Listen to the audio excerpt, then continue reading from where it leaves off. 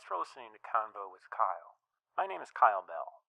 As a writer, an author, and a journalist, my work has always been about telling stories. But now, I want to tell a different story. I want to tell your story. The goal of this project is to share with you the stories of ordinary people who do extraordinary work. They may be your neighbors, your friends, your coworkers, who want to make their communities and this world a better place for all of us. So let's start a conversation. Joining us is curator George Garner. George works at the Civil Rights Heritage Center at Indiana University South Bend. He has previously worked at the Studebaker National Museum, the National Baseball Hall of Fame and Museum, and the Chesapeake Bay Maritime Museum. Thank you, George, for coming on the show. It's good to be here. Thanks for inviting me. So, George, why don't you start by telling us a little about the Civil Rights Heritage Center and your work there? Sure. So the Civil Rights Heritage Center through IU South Bend is housed in a building that started its life as the Angman Public Natatorium. It was South Bend's first indoor swimming pool, and yet when it was built in 1922, even though it was a city-owned site, even though it had that word public carved into the concrete out front, between 1922 and 1936, if you were a person of color, you were denied entry. And from 1936 to 1950, entry was only allowed on a segregated basis. So in 2010, IU South Bend took over the site. At that point, it had been it operated as an integrated swimming pool from 1950 to 1978, but it closed in 1978 and had been sitting vacant for about 30 years before then. IU South Bend took that site and turned it into the home of the Civil Rights Heritage Center. So we use that story of segregation, we use that story of exclusion to really look at contemporary issues of race, civil rights, social justice, of course for African American communities, but for all marginalized communities, for LGBTQ, for Latinx, for women, for anybody who's been marginalized or otherwise oppressed. There's a place for the things that we're talking about. There's vibrancy, there's a need for it. So it's this really amazing space and this really unique space that can speak directly to that history and use that history to inform the present. So when you say that the natatorium was a public facility, was it owned by the city of South Bend? Yeah, this was a South Bend Parks and Recreation pool, just like any other public, quote-unquote, park today. So the fact that this was city-sponsored exclusion and segregation is an important part of our story. Yeah, I mean, when people think about segregation, it's usually a place like Alabama that probably pops into their head. I think that's true, yeah. I think that story has generally been told as a Southern story. When most of us learn about it in elementary school or high school, we see those images of Martin Luther King, we see the lunch counters, and it tends to get taught as this thing that happened a long time ago. It happened pretty much south of the Mason-Dixon line, and then it was solved, and then that's it. Now there's no more problems, and that's far from the case. And that's something we really want to drive home. Segregation very much happened in the North, and I go to work every day in a place where that happened, and so we really want to drive that point home of not just this space. This was one space, but it was one space among so many, not just in South Bend, but across the United States, in the quote-unquote North, which is often supposed to be or talked about as somehow better than the South. And I just don't think that's true. A few years ago, when I was the editor of the South Bend Voice, you wrote a series of articles that highlighted the work of civil rights trailblazers in South Bend. Mm-hmm. I'll provide a link to those articles in the description below for anyone who's watching on YouTube. But South Bend has a surprisingly rich activist history, actually, and you documented that history in these articles. One of those trailblazers was Odie Mae Johnson Streets. Mm-hmm. She graduated from Central High in 1931, which was one of the only integrated schools in South Bend. I want to quote Odie Mae from the article that you wrote. Quote, "Black girls were not allowed to take swimming classes, so one day I told my friend, quote, I'm going to sign up. They will have to tell me I can't take swimming lessons." Mm-hmm. Could you talk a little bit about Odie May's background and? Yeah, I mean, so she's this fascinating character, right? Odie May was incredibly light skinned, so as they say, she could have easily passed if she chose to, but she didn't. In the 1930s, when places like the Anglican Public Natatorium were excluding people of color, we're talking about a decade after, in the 19 teens and the 1920s. About 19% of the white men in St. Joseph County, Indiana, were members of the Ku Klux Klan.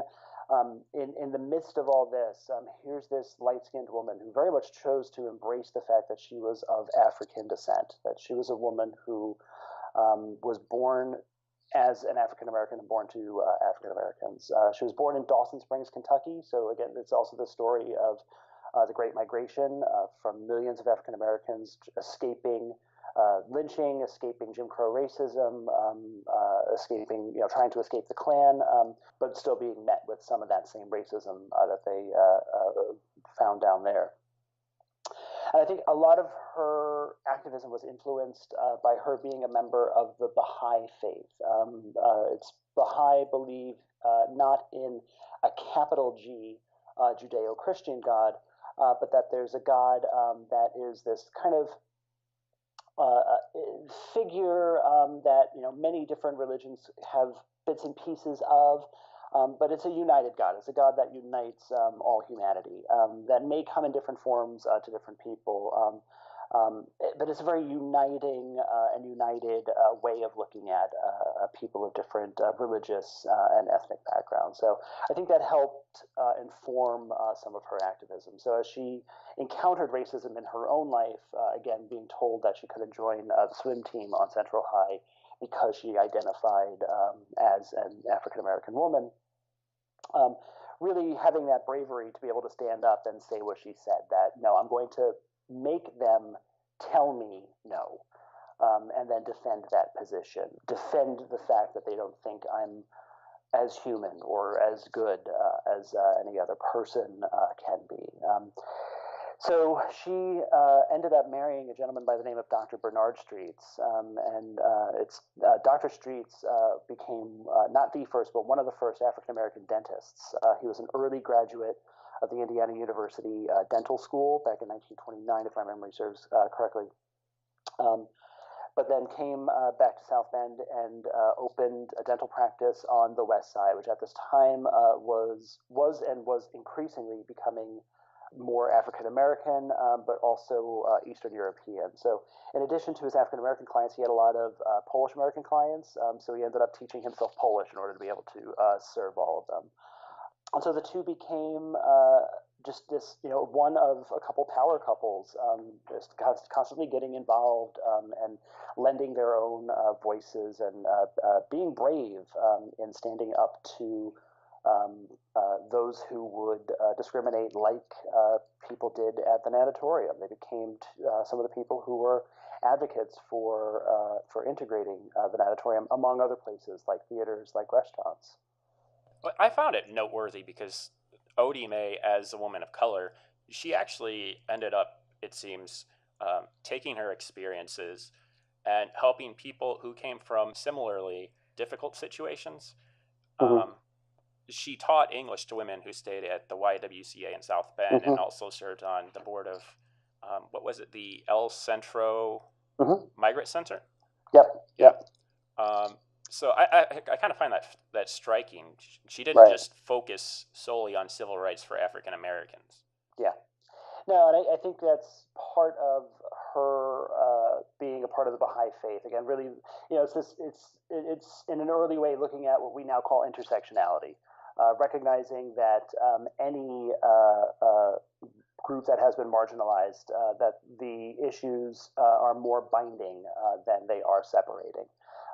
So she ended up getting her degree in Spanish from Indiana University South Bend. She was an early graduate of the same program that employs me and funds the Heritage Center. And my alma mater. And exactly. And so it's using. So she used that to work with the next wave of immigration that was coming into South Bend, the Latinx population that was coming in, particularly in the 40s and 50s. But yeah, again, looking at the issues that were affecting Black people were also affecting brown people.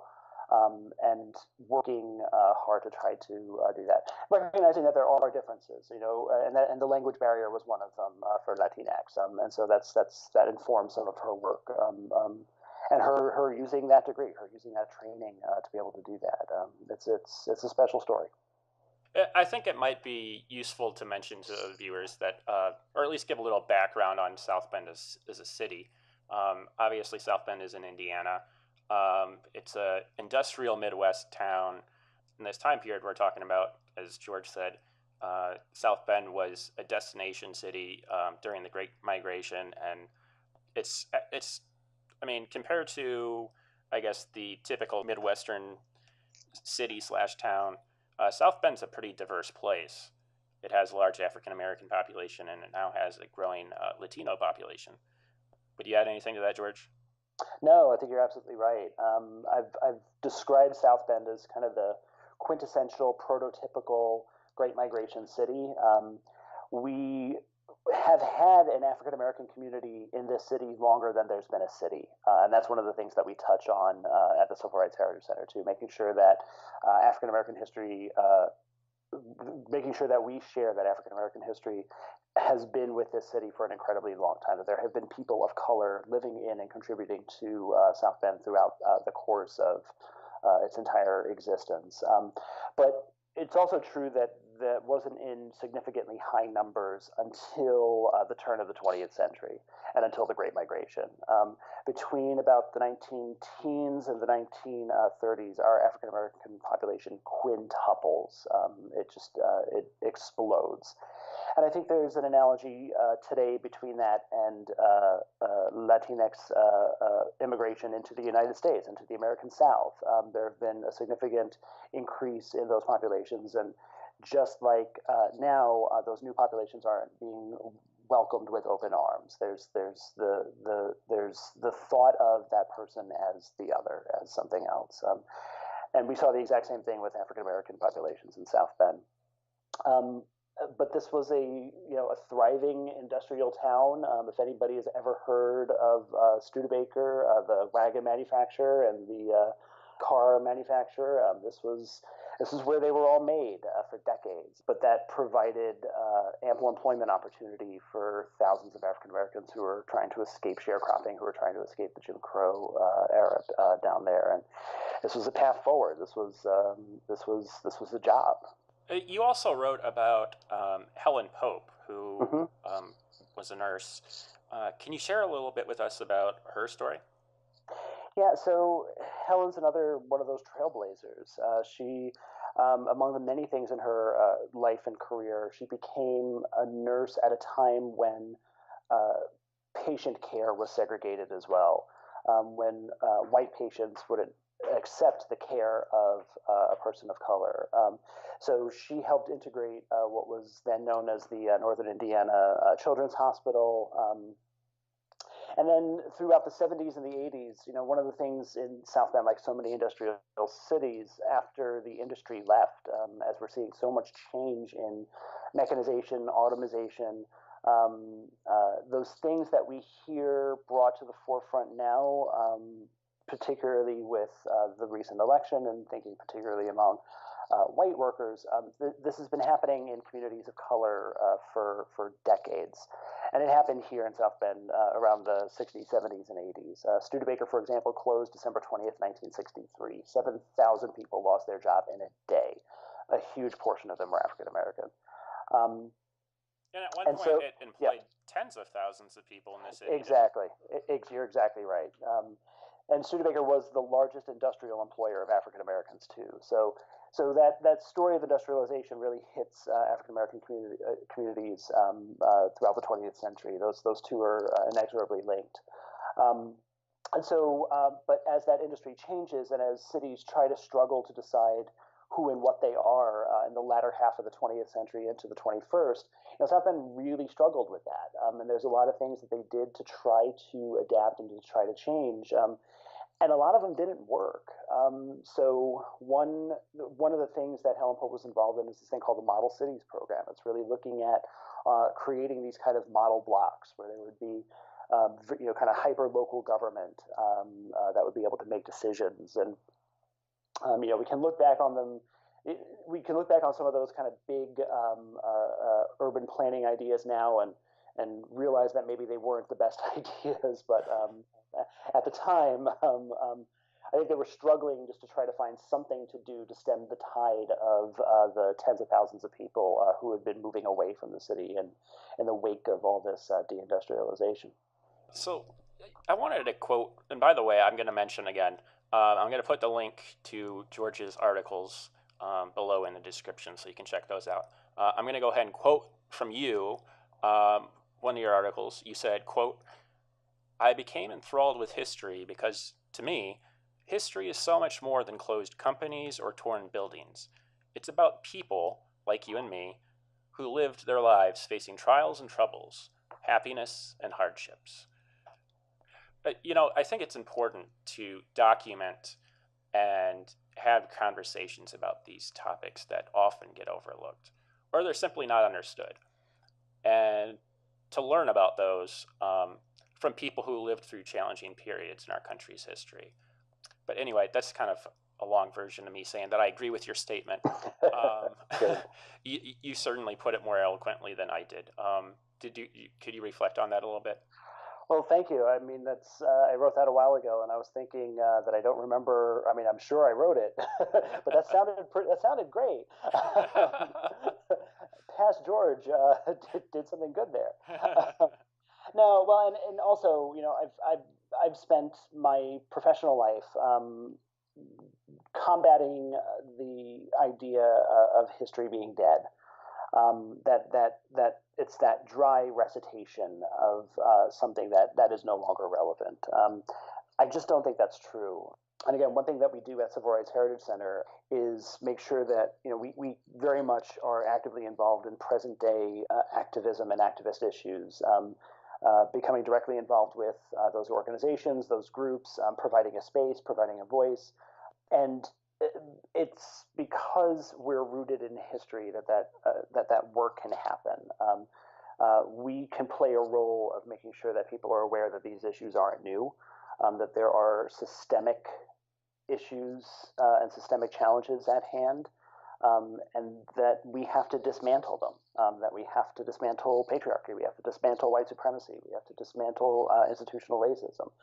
These are things that haven't been invented in the past 5 to 10 years, and they also haven't been solved in the past 5 to 10 years. The election of Barack Obama, for example, did not, while it was this incredible watershed moment, it did not mark the end of any of those things that I just described. And as we've seen in this most recent election cycle, I think that's proven that.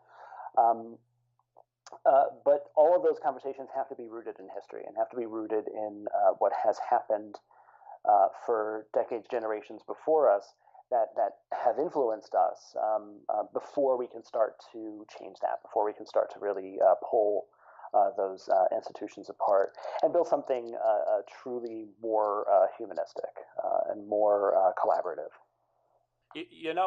I keep looking at our present day situation and comparing it to the past. Mm-hmm. The decade that I really think about that I think mirrors the present is it maybe imperfectly, but is the 60s. Yeah. There's definitely a cultural shift that's taking place right now that seems kind of similar to the 60s. A shift in values taking place, and also a demand for more rights, expanded rights. And we're seeing that in movements like the successful push for nationwide marriage equality. We're seeing it in Black Lives Matter. It seems like social activism is more alive today, and young people are more active today than at any point really since the 60s. I don't really have a question for you there. It's more just an observation. Sure. But perhaps you could comment on that. No, I think you're exactly right. And yet, when I think of what decades, I tend to see maybe more alignment with the 1870s, maybe even the 19 teens and 20s. And I say that because every time there have been these major leaps forward, there's always a regression backward. So while the Civil War ended slavery, Reconstruction made sure that a new racial caste system went into place and that equality didn't happen. When we saw changes, when African Americans were moving north, we saw this backlash here in segregation coming into places like South Bend in the 19 teens and 1920s. And again, organizations like the KKK becoming national movements. A movie like Birth of the Nation in the 19 teens. So I kind of see that happening now. That the nation has responded to the first African American president with another backlash, and so I think it's important to kind of galvanize and set up those firewalls and make sure that those people who need protecting in this era have those firewalls in place, and that we continue to move forward. That we don't let this backlash slide us back too far, and we continue to be active and get out there and be brave about it. Civil Rights Heritage Center, in connection with a number of community organizations, organized an event called the People's Inauguration. It was very much meant to be a mark of resistance against the things that we knew were going to happen. And in addition to holding events at the Civil Rights Heritage Center, we held events at the local mosque here in town. And it was this wonderful event. All these different community organizations, from the mosque to Civil Rights Heritage Center to the LGBTQ Center, to talking about reproductive justice and pro-choice issues. Hundreds of people came to this because they wanted to get involved somehow, wanting to take that action, take that stand. In a way, it's regrettable that that didn't happen before and that didn't happen earlier. It's important to remember that there have been people who have been doing this work for years, who have been affected by this more so than many. And the fact that there's a lot more quote unquote woke people now, again, that's a good thing, but it is important to recognizing that this might be new for some people, but it's not new for a lot of people. I think we have to recognize that, but while also acknowledging and hoping that we can maintain this, that this pressure, that this the galvanization that has happened continues to have some positive results. So, for anyone that's curious, George, what exactly is a curator? Sure. I've had somebody describe it to me as like being an editor. There's about 150 different jobs and one word, and I think that's true. But basically, the way I like to describe it, particularly with my work at Civil Rights Heritage Center, is that building has 90 years of history in it, and this city has 150 plus years of history in it. It's my responsibility to know as much of that as I possibly can. To collect, preserve, and keep those tangible documents, the artifacts, the photographs, the papers, all those things that help share that history, and then share that with as many people as humanly possible. So that's anywhere from school groups coming in to tours off the street to undergraduate history classes, and just anybody and everybody in between. But essentially, the preservation and dissemination of the pieces of history is a good way of describing what many curators do. So, what did you study for undergrad? Yeah, so my undergrad was in history, and luckily did an internship at the Pennsylvania Anthracite Heritage Museum in Scranton, Pennsylvania. And some staff there who were graduates of the Cooperstown Graduate Program. It's this amazing master's level museum studies program in upstate New York. You eat, sleep, drink, and breathe museum studies for 2 years straight. But you leave there with this incredible view of the role of museums and the power of museums and what these places can do and what they can mean to many different people. It's not, collecting and putting stuff on display is just a small part of what they do. And if they're doing it wrong, then that's all they're doing. If they're doing it right, though, they're really looking at the stories. They're really looking at creating these experiences for people to come in and be moved in some way, either by learning something, either by feeling something, by spending time there, by getting involved in some way, shape, or form. And can you tell us how you ended up in South Bend? Sure. So it was a different museum job than the one I have now, but I had moved here after kind of ricocheting around the East Coast for a while, between undergraduate and then grad school and internships and post-grad school jobs. I think I calculated at one point I had moved about 9 to 10 times in about 10 years. So it was a lot. So that is a lot. Yeah, so I moved out here, and having not been in the Midwest really at all, having not been aware that South Bend was a place that existed at all. I was vaguely aware of Indiana, that was a place that existed, but that, yeah. So I mean, I regret I was one of those East Coasters who thought of the Midwest as this kind of flyover country, and I readily admit that I was wrong. And that perception is a terrible perception. That there are an incredible amount of wonderful spaces in the Midwest, and that the perceptions of what it is politically and culturally are just that, they're perceptions. And that's, it was coming here that helped me realize that. Like, again, this is a former industrial powerhouse that had been struggling with its identity. But in the 21st century, after decades of struggling, I have met more people here who care about this place than at any other place I had lived previous. And I've met more people who are willing to experiment, who are willing to make change. Those cities that I lived in on the East Coast, they were just kind of further ahead of the process. And so they were fairly inflexible. There were places that I lived in and consumed, really, but I didn't get involved with because there wasn't that space for it. We've been, working to make change for so long, and there's this kind of desperation in a way to just to do something, and that creates this really exciting space to be able to have ideas and to run with them and to get to know people in the community who are very open and very willing to say yes to things. And I absolutely love that. So I've been here for about the past 10. So I've completely reversed that ricocheting that I was doing before, but doing what I wanted to do, which was actually be in a place for a while. And of all the places to be, South Bend's been a great place to be. And you started off at the Studebaker National Museum, right? I actually started off at the History Museum. Oh, okay.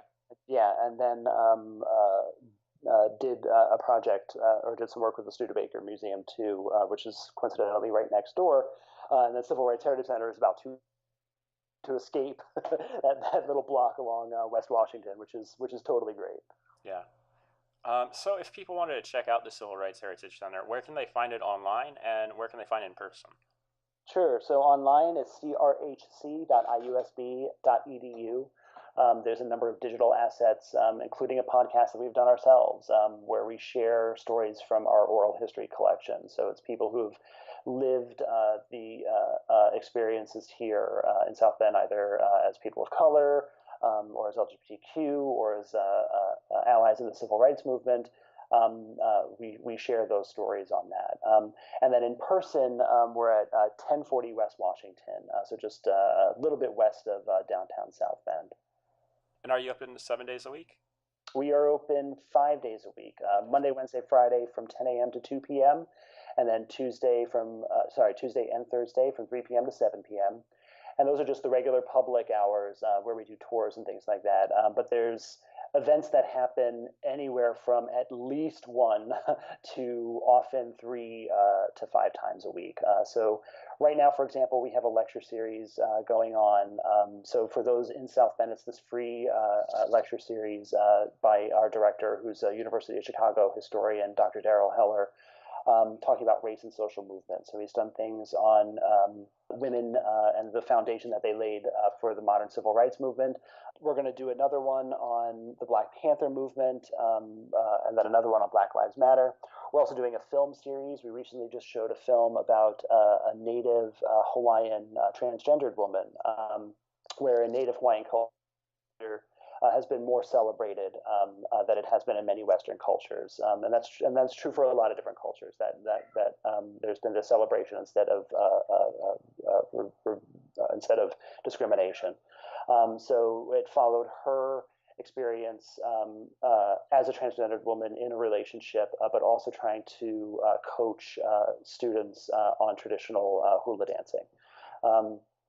So there's just all sorts of different events and things that we do on a regular basis. Awesome. Do you want to plug anything for social media or anything? We're on Facebook, Instagram, and Twitter. So if anybody's encouraged to follow us there, for sure. We post regularly on each of those. Well, I think that's about it. Thank you so much for joining us, George. It's my pleasure. Thanks for the conversation. I'd like to thank you again for listening to Convo with Kyle. Be sure to subscribe to our YouTube channel for more episodes. You can also keep the conversation going on social media by visiting facebook.com/convowithkyle and twitter.com/convowithkyle. I'd love to hear from you.